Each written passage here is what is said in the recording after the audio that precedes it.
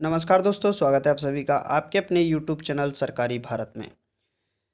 दोस्तों, आज की इस वीडियो के अंदर हम बात करने वाले हैं एसएससी एमटीएस एग्जाम 2021 के बारे में। आज है 12 अक्टूबर 2021। फर्स्ट शिफ्ट के एक्सपेक्टेड क्वेश्चंस के लिए हम देखने वाले हैं मैथ जीके रीजनिंग के लिए, जो कि आपके लिए बहुत ही ज़्यादा महत्वपूर्ण हैं। दोस्तों, आप सभी को बता दें, अगर आप एसएससी एमटीएस की तैयारी कर रहे हैं, एसएससी एमटीएस में इस बार सिलेक्शन लेना चाहते हैं, तो आप लोग सबसे पहले इस चैनल को सब्सक्राइब कीजिएगा। करना क्यों है उसका भी कारण बताता हूँ। देखिए, 5 से 20 अक्टूबर के बीच में आपका पेपर चल रहा है एसएससी एमटीएस का। उसके 2 दिन बाद ही हम 22 अक्टूबर से आपके लिए जो डेस्क्रिप्टिव पेपर होता है टायर 2, उसके लिए क्लासेस स्टार्ट करने वाले हैं। ऐसे कैसे लिखा जाता है, लेटर राइटिंग कैसे लिखी जाती है, और जो सेलेक्टेड कैंडिडेट हैं एसएससी एमटीएस के, उनके द्वारा भी आपको ऐसे और लेटर राइटिंग लिखना आपको सिखाया जाएगा।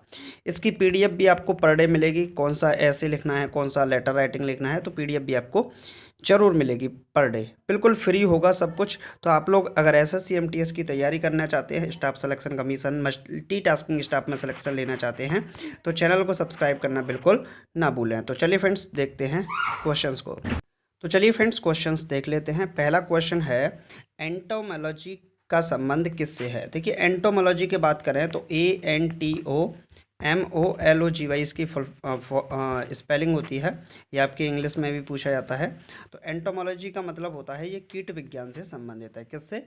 कीट विज्ञान से संबंधित है, मतलब जो कीट विज्ञान होते हैं। ऐसे ही आपसे पूछा जाता है, सिस्मोग्राफ। सिस्मोग्राफ का संबंध किससे है? तो इसका भूकंप की तीव्रता मापने के लिए सिस्मोग्राफ का प्रयोग किया जाता है। क्लियर? अच्छा जी, आप लोगों के लिए क्वेश्चन छोड़ते हैं हम। क्वेश्चन है, एंथ्रोपोलॉजी का संबंध किससे है। एंथ्रोपोलॉजी, चलिए इसका आंसर आप लोग कमेंट बॉक्स में बताइएगा।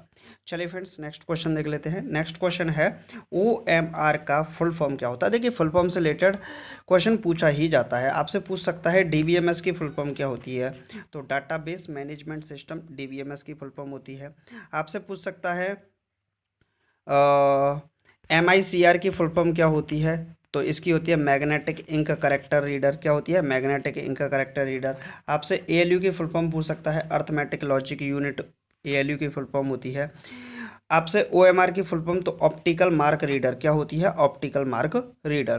तो यानी कि फुल फॉर्म से रिलेटेड क्वेश्चन आपसे पूछ सकता है, कोई ना कोई आपको देखने को मिल सकता है।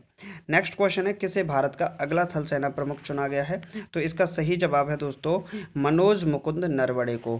किसको? मनोज मुकुंद नरवणे को भारत का थल सेना प्रमुख चुना गया है। 15 जनवरी को भारत का जो मतलब थल सेना दिवस है वो मनाया जाता है। 4 दिसंबर को आपका क्या मनाया जाता है? नेवी डे मनाया जाता है। और 8 अक्टूबर को क्या मनाया जाता है? आपका एयरफोर्स डे मनाया जाता है। क्लियर है? तो इन क्वेश्चंस में से भी आपको किसी ना किसी क्वेश्चन को पूछा जा सकता है। नेक्स्ट क्वेश्चन है, कंप्यूटर के क्षेत्र में महान क्रांति कब से आई, तो कंप्यूटर के क्षेत्र में जो महान क्रांति है ये 1960 से आई। कब से आई? 1960 से आई। क्लियर है फ्रेंड्स? चलिए, भारत का जो सुपर कंप्यूटर है वो कौन सा है? परम 8000। क्या है? परम 8000। चलिए फ्रेंड्स, नेक्स्ट क्वेश्चन देख लेते हैं। नेक्स्ट क्वेश्चन है, इंडियन एयरफोर्स की पहली महिला फ्लाइट कमांडर कौन बनी है, तो इसका सही जवाब है दोस्तों सालिजा धामी। जो इंडियन एयरफोर्स है, इंडियन एयरफोर्स की पहली महिला फ्लाइट कमांडर कौन बनी है, तो ये बनी है सालिजा धामी। कौन बनी है? सालिजा धामी। चलिए फ्रेंड्स, नेक्स्ट क्वेश्चन देख लेते हैं। नेक्स्ट क्वेश्चन है दोस्तों, गायत्री मंत्र का उल्लेख किस ग्रंथ में है। देखिए, गायत्री मंत्र की बात करें तो गायत्री मंत्र का जो उल्लेख मिलता है, किसका? गायत्री मंत्र का, तो ये मिलता है ऋग्वेद के अंदर। किसके अंदर मिलता है? ऋग्वेद के अंदर मिलता है। ऋग्वेद पढ़ने वालों को क्या कहा जाता है, तो ऋग्वेद पढ़ने वालों को होर्ता कहा जाता है। क्या कहा जाता है? होर्ता कहा जाता है। आपसे पूछ सकता है, जादू टोना का संबंध किससे है, किस वेद से है, तो यह है अथर्ववेद से। किससे है? अथर्ववेद से। आपसे पूछ सकता है, म्यूजिक का संबंध किससे है, तो यह है आपका सामवेद से। किससे? सामवेद से आपका म्यूजिक का संबंध है। चलिए फ्रेंड्स, नेक्स्ट क्वेश्चन देख लेते हैं। नेक्स्ट क्वेश्चन है दोस्तों, राष्ट्रीय खेल दिवस कब मनाया जाता है। देखिए, खेल मतलब जो दिवस है उनसे रिलेटेड क्वेश्चन आता ही आता है। फिर से एक बार रिपीट करूंगा। 1 मई को क्या मनाया जाता है, तो 1 मई को मनाया जाता है आपका लेबर डे। क्या मनाया जाता है? Labour day. 1 जुलाई को क्या मनाया जाता है, तो 1 जुलाई को मनाया जाता है डॉक्टर्स डे। क्या मनाया जाता है? Doctors day. 12 मई को क्या मनाया जाता है, तो 12 मई को नर्स एंड मिडवाइफ डे मनाया जाता है, यानी नर्स दिवस मनाया जाता है। क्लियर है। आपसे पूछा गया है राष्ट्रीय खेल दिवस कब मनाया जाता है, तो 29 अगस्त को जो हॉकी के जादूगर हैं मेजर ध्यानचंद के जन्म दिवस पर राष्ट्रीय खेल दिवस मनाया जाता है। कब? 29 अगस्त वाले दिन। क्लियर है फ्रेंड्स। चलिए फ्रेंड्स नेक्स्ट क्वेश्चन देख लेते हैं। नेक्स्ट क्वेश्चन है उत्तर प्रदेश राज्य के नए गृह सचिव कौन बने हैं, तो इसका सही जवाब है तरुण गाबा, इसमें कोई दोहराए वाली बात नहीं है। नेक्स्ट क्वेश्चन है सीरीज से रिलेटेड क्वेश्चन, आपका रीजनिंग का क्वेश्चन है, बहुत ही आसान सा सवाल है, देखेंगे। सबसे पहले मैंने क्या बताया था, कोडिंग डिकोडिंग का अगर सीरीज से रिलेटेड क्वेश्चन आता है, मतलब ये तो सीरीज से रिलेटेड है, तो आप उसकी सबसे पहले नंबरिंग कीजिए। तो एस का मतलब कितना है 19, एच का मतलब 8, ओ का मतलब 15, ई का मतलब 5। क्लियर है। एन का मतलब 14, सी का मतलब 3, जे का मतलब कितना है 10 और जेड का मतलब कितना है 26। इस बात को थोड़ा सा ध्यान से समझ लीजिए। क्लियर है। आपका सब कुछ क्लियर इसके अंदर होने वाला है। ठीक है। तो यहाँ पर अगर देखें 19 और ये है 14, यानी कि माइनस का 5, 8 और ये 3 माइनस का 5, यानी पहले दो के अंदर क्या हो रहा है, पहले दो के अंदर क्या हो रहा है, माइनस का 5 हो रहा है। क्लियर है। ओ 15 पर आता है और ये 10 पर आता है, तो माइनस का 5 हो रहा है। अच्छा जी। ई कितने पर आता है, 5 पर आता है, और जेड कितने पर आता है, जेड आता है आपका 26 पर। तो यहाँ भी देखें तो यहाँ पर डिफरेंस आपका 21 का देखने को मिल रहा है, मतलब 21 जुड़ रहे हैं। तो ऐसे ही हम ऐसे करेंगे यहाँ पर। आर का मतलब क्या है 18। क्लियर है। क्या है 18, 18 में से 5 घटा दीजिए, कितना बचा भैया 13 बचा। ई कितने पर है 5, तो ई के लिए यहाँ पर जेड दे रखा है, तो आप ई के लिए जेड ही लिख सकते हैं ना भाई, ई के लिए जेड लिख सकते हैं। आर का मतलब 18, 18 में से 5 गए तो 13, 13 पर क्या आता है मेरा 13, यानी कि एम आता है। ई के लिए यहाँ पर स्पेशल वर्ड दे रखा है जेड, तो आप जेड को भी लिख सकते हैं। डब्लू के लिए क्या होता है 23, 23 में से 5 घटाएंगे तो 18, 18 पर क्या आता है आर। और ए के लिए एक आता है, तो एक का मतलब 1 - 5, यानी कि माइनस का 4 बचेगा, यानी 26 में से 4 घटा दीजिए तो आपका कितना बनेगा, ये आपका बचेगा लगभग 22 के करीब। तो यहाँ पर क्या हो जाएगा आपका वी हो जाएगा। ठीक है। तो यही आपका क्या होगा आंसर। चलिएगा नेक्स्ट क्वेश्चन देख लेते हैं दोस्तों। नेक्स्ट क्वेश्चन है एक वस्तु का अंकित मूल्य 900 रुपये है। कितना है, मतलब जो मार्क प्राइस है वस्तु की वो कितनी है 900 रुपये। 20% और 10% की दो क्रमागत छूटों के साथ मिलती है, तो वस्तु का विक्रय मूल्य बताइए, यानी कि सेलिंग प्राइस बतानी है। क्लियर। पहले वस्तु कितने रुपए की थी भैया 900 रुपये की थी। पहले कितनी छूट मिली 20% की। 20% का मतलब कितना हो गया 1/5। 20% का मतलब 1/5, यानी कि 5 रुपये की वस्तु पर 1 रुपये की छूट मिल गई, यानी कि वस्तु कितने की बची 4/5 की। क्लियर है। अब 10% की फिर छूट मिल गई। 10% का मतलब 1/10, यानी कि वस्तु कितने की थी भैया 10 रुपये की, एक की छूट मिल गई तो कितने की बची 9 की बची। क्लियर है। इसको हम सॉल्व कर लेंगे, तो एक जीरो से यहाँ जीरो गया और इससे काटेंगे इसको, तो 18×5 = 90, तो कितना हो जाएगा भाई 18×4 × 9 हो जाएगा। तो ये कितना होगा 18×2 = 36, दूनी 72, 72 में 9 का गुणा कर देंगे। चलिए तो कर लेते हैं कितना आता है 72 में 9 का मल्टीप्लाई कर देंगे। 9×2 = 18, 9×7 = 63, 63 और 1 64, यानी कि 648 रुपये वस्तु का क्या हो जाएगा विक्रय मूल्य हो जाएगा। मतलब दो क्रमागत छूट जब मिलती हैं तो उसके बाद 648 रुपये की वस्तु बचेगी। क्लियर है। नेक्स्ट क्वेश्चन देख लेते हैं दोस्तों। किस राज्य में पहली समुद्री एम्बुलेंस एम्बुलेंस PRATHEEKSHA यानी प्रतीक्षा लॉन्च की है, तो ये प्रतीक्षा किसने लॉन्च की है, तो ये की है आपका केरल राज्य ने। किस राज्य ने, केरल राज्य ने लॉन्च की है। केरल के बारे में क्वेश्चन पूछा जाता है वेम्बनाड झील कहाँ पर है, तो जो वेम्बनाड झील है कहाँ पर है केरल में।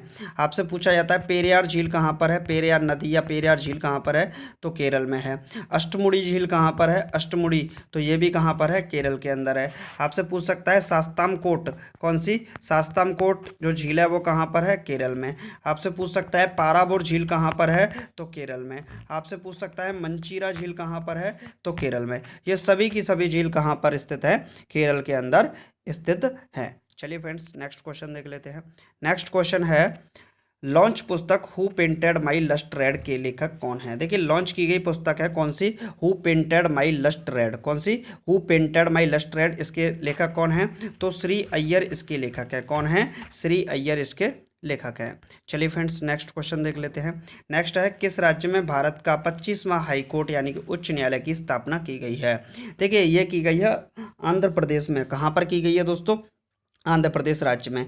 भारत के 25वें हाई कोर्ट की स्थापना की गई है। किसकी? 25वां हाई कोर्ट बनाया गया है आंध्र प्रदेश में।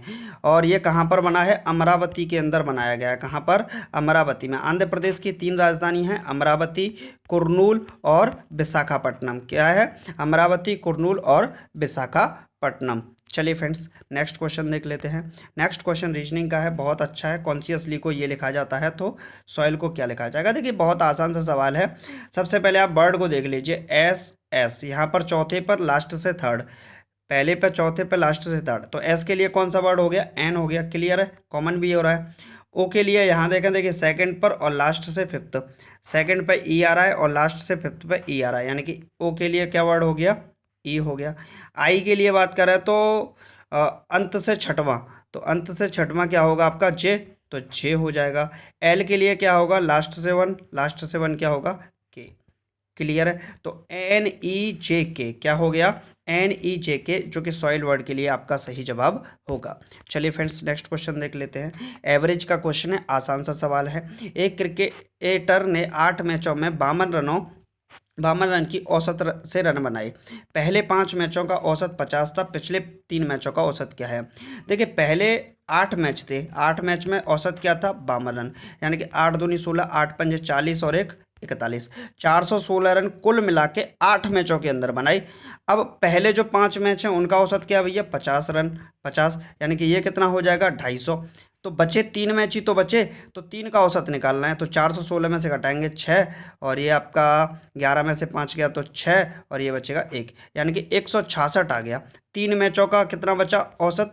3 मैचों का योग कितना? 66। तो 3 मैचों का औसत निकालेंगे तो भाग लगा देंगे, 3 पंजे 15 और 3 पंजा 15 और 3 तिया 9, 3 तिया 9, यानी 55.33%, 55.33 आपका सही जवाब होगा।